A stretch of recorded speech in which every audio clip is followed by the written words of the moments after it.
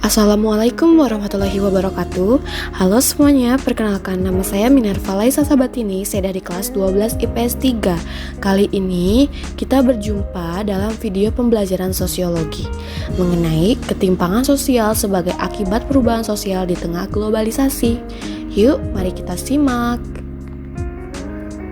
Di era tanpa batas atau globalisasi seperti saat ini, ketimpangan sosial menjadi dampak yang sulit dihindari di suatu masyarakat. Hal ini pun akan menimbulkan permasalahan sosial di suatu negara, misalnya pengangguran. Bukan sekedar dampak dari minimnya pendidikan dan kemampuan seorang individu, namun lebih dari itu. Kemudian kita masuk ke dalam arti dari ketimpangan sosial itu sendiri beserta faktor-faktornya.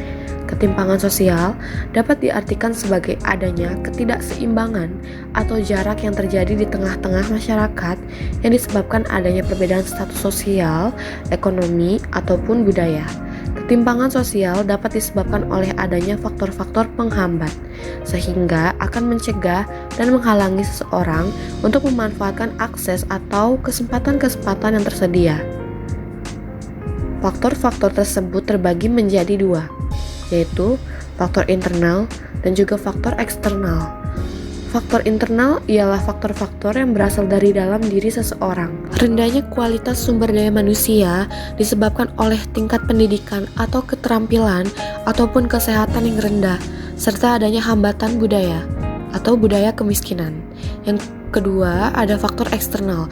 Faktor eksternal adalah faktor-faktor yang berasal dari luar kemampuan seseorang. Hal ini dapat terjadi karena birokrasi atau ada peraturan-peraturan resmi atau kebijakan sehingga dapat memperkecil akses seseorang untuk memanfaatkan kesempatan dan peluang yang tersedia.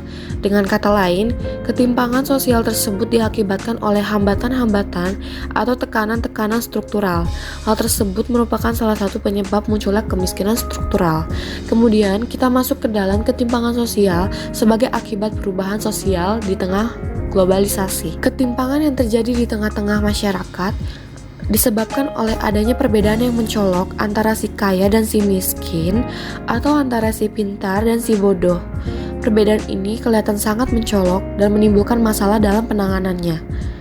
Salah satu contohnya adalah ketimpangan sosial di bidang ekonomi.